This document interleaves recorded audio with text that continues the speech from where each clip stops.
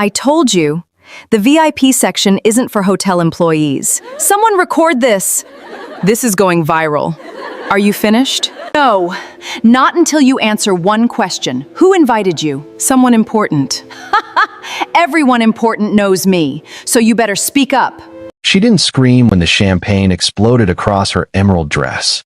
She simply looked down at the golden liquid dripping from the fabric, then slowly raised her eyes to the woman smiling proudly in front of 200 wealthy guests.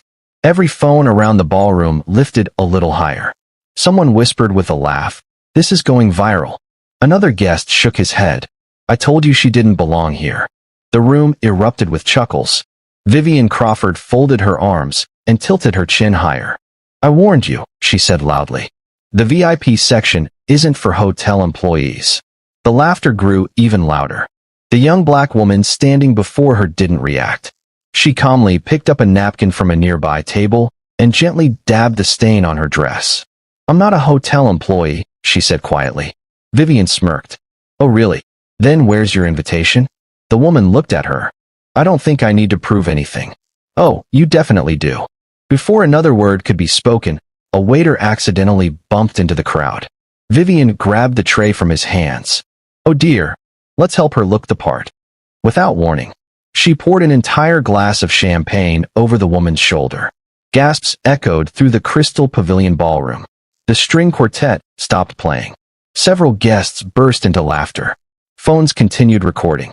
A man near the front muttered, "This is getting good." The young woman closed her eyes for a brief second before opening them again. She wasn't angry. She wasn't crying. She simply looked at Vivian and said, "I hope one day you understand what respect truly means." Vivian laughed. "Respect? You earn respect." The woman nodded once. "No. You reveal your character by how you give it." She turned around and walked away. Nobody tried to stop her. Outside the ballroom, cool night air brushed against Naomi Okoye's face. She took a slow breath before stepping toward a black SUV waiting beside the entrance. The driver immediately opened the rear door. "Good evening, Ms. Okoye." She smiled faintly. "Good evening." She sat down. The door closed. Her phone rang almost instantly. "Olivia speaking." Naomi looked through the tinted window toward the glowing hotel. "Is everything ready?" "Yes." Naomi remained silent for a moment. Then she spoke four calm words. "Cancel the signing tonight." There was no hesitation. "Understood." "Freeze every transfer connected to Helix Quantum." "Done." "Notify every board member." "Already preparing the notice." "And release the ownership documents." Olivia paused. "Are you absolutely certain?" Naomi glanced once more toward the ballroom, where laughter still echoed through the windows. "They already made their decision. It's time I make mine. Consider it done." The call ended. Inside the ballroom, music resumed as if nothing had happened. Daniel Crawford adjusted his expensive tuxedo while accepting congratulations from investors. $1,200,000,000. One executive laughed. "This partnership changes everything." Daniel smiled proudly. "It certainly does." Chairman Edward Lang raised his champagne. "To Helix Quantum's greatest night." Everyone applauded. Vivian walked back beside her husband. "You missed something hilarious." Daniel grinned. "What happened?" "There was some girl pretending she belonged here. I fixed the problem." Several guests laughed again. Daniel shook his head. "You and your little lessons. They're necessary." Just then, a young employee hurried toward the stage. His face had turned pale. "Sir." Daniel frowned. "What is it?" "The legal department just called. Tell them I'm busy. They said it can't wait." Daniel sighed before taking the phone. "This is Daniel." His confident smile slowly disappeared. "What?" Silence. His eyes narrowed. "That's impossible." He lowered the phone. Chairman Lang noticed immediately. "Daniel, there seems to be a misunderstanding." "What misunderstanding?"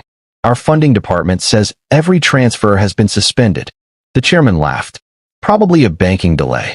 Daniel forced a smile. "Exactly." But before anyone could relax, every chandelier flickered. The massive LED screens surrounding the ballroom suddenly went black. Music stopped. Guests exchanged confused looks. "What now?" A loud tone echoed through the speakers. The master of ceremonies touched his earpiece repeatedly. "Ladies and gentlemen." His voice trembled. "We've received an urgent instruction.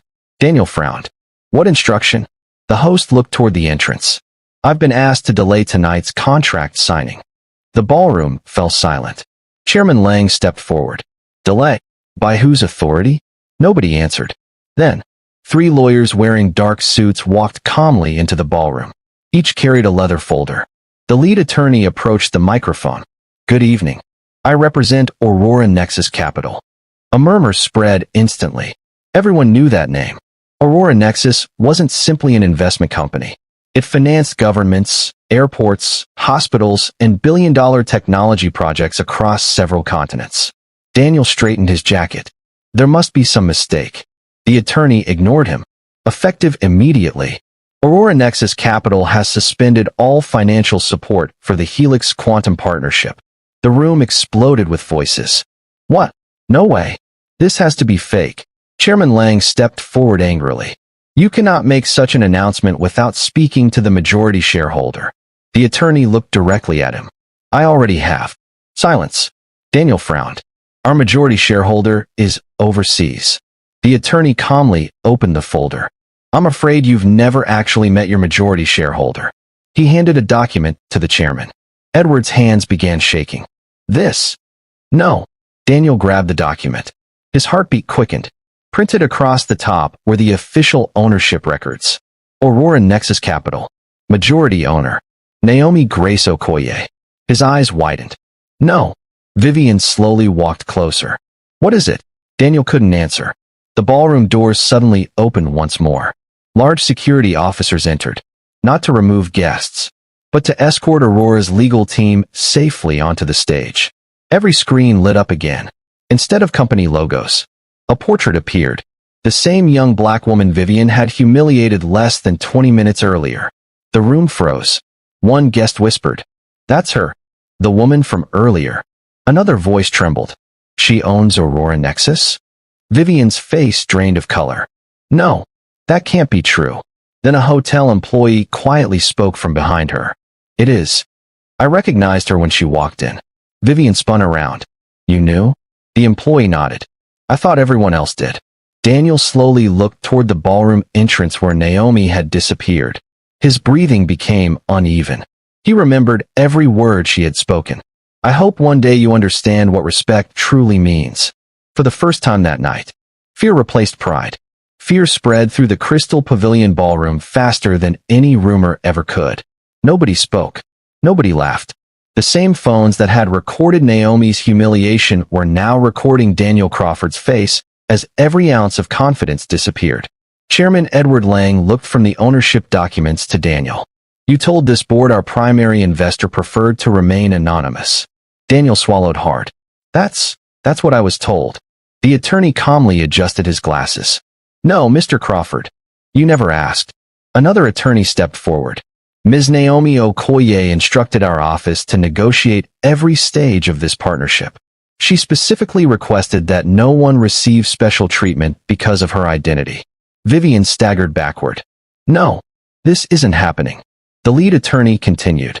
Unfortunately, tonight's events demonstrated exactly why she made that decision. One by one, executives lowered their eyes. A board member finally broke the silence. Is it true? The partnership is over? The attorney nodded. Effective immediately. The $1.2 billion investment has been permanently withdrawn. The ballroom erupted. What? This will destroy the company. My shares. My contracts. Daniel rushed toward the attorney. Wait. This is all one misunderstanding. We can fix this. The attorney looked directly into his eyes. Mr. Crawford, respect isn't something you negotiate after you've lost it. Daniel stopped in his tracks. At that exact moment, phones across the ballroom buzzed simultaneously. One notification, then another, then dozens more. Someone gasped. Oh my goodness. Another executive stared at his screen. The video is everywhere. The clip replayed from multiple angles. Vivian laughing. Guests clapping. Champagne pouring over Naomi's dress.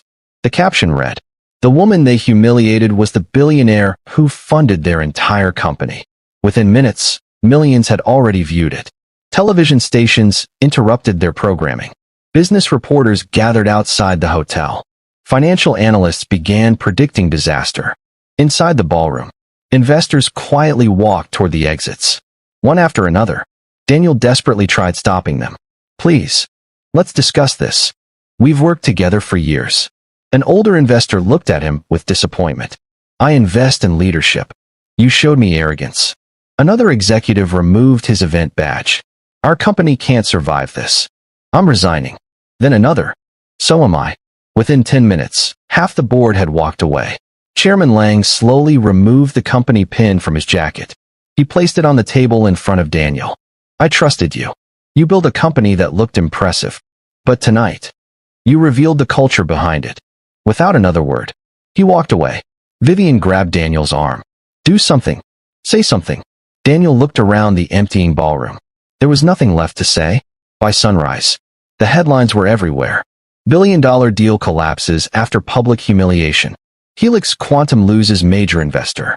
Video of executive couple sparks global outrage.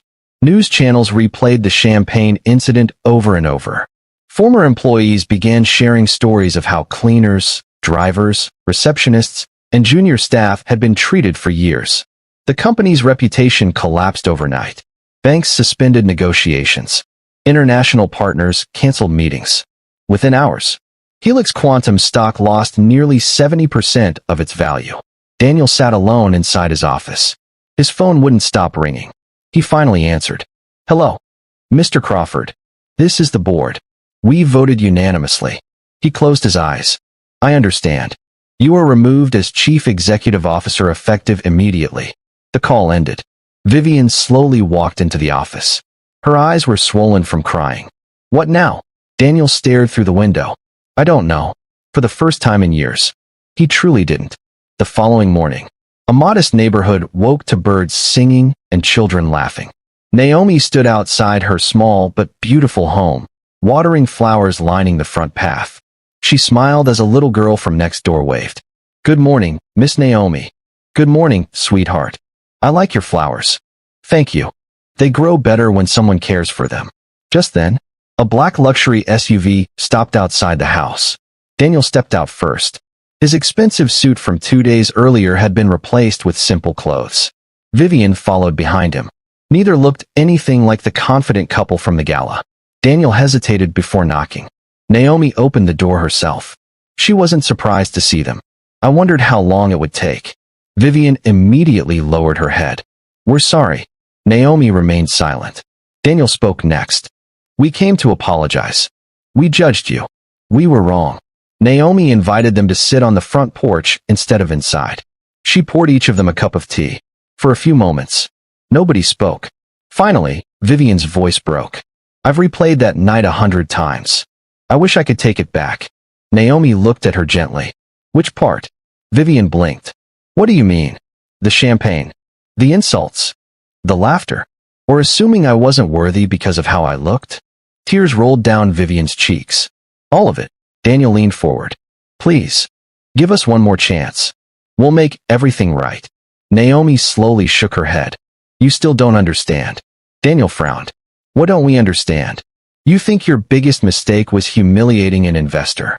She looked directly at both of them. No. Your biggest mistake was believing kindness should depend on someone's status. Silence filled the porch. Naomi continued.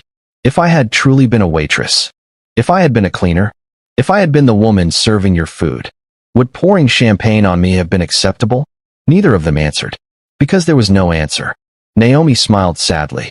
When people have power, they reveal who they really are. Daniel lowered his eyes. I've lost everything. Naomi nodded. I know. But not because I canceled a deal. You lost everything the moment respect became something you only offered to important people. Vivian quietly whispered. We've ruined our lives. Naomi answered softly. No. You've been given the opportunity to change them. Daniel looked up hopefully. Does that mean? She gently interrupted him. The partnership is over. The trust is over. And this chapter of our lives is over. She stood. I truly hope you become better people. But that journey won't begin with my signature. Daniel slowly rose to his feet. So, there's nothing more to discuss? Naomi smiled peacefully. No, there isn't. She extended her hand. After a brief hesitation, Daniel shook it. Not as a billionaire, Not as a CEO, simply as another human being. Vivian quietly whispered, "I'll never forget this." Naomi nodded. "I hope you don't." They walked back toward their vehicle without saying another word. Naomi watched them leave. She didn't feel victorious. She felt at peace. A few days later, news outlets announced that Aurora Nexus Capital had partnered with another technology company. The reason quickly became public. That company had earned a reputation for treating every employee, from janitors to executives, with dignity. Its CEO simply smiled during an interview and said, "Character is the best investment any business can make." Naomi watched the interview from her garden before putting her phone away. The little girl next door ran over holding a small flower. "I picked this for you." Naomi accepted it with a warm smile. "It's beautiful. So are you." The little girl replied innocently. Naomi laughed. "Thank you." As the evening sun settled over the neighborhood, she realized something priceless. Money could build companies. Power could influence nations. But respect built legacies. And that was worth far more than any billion-dollar deal.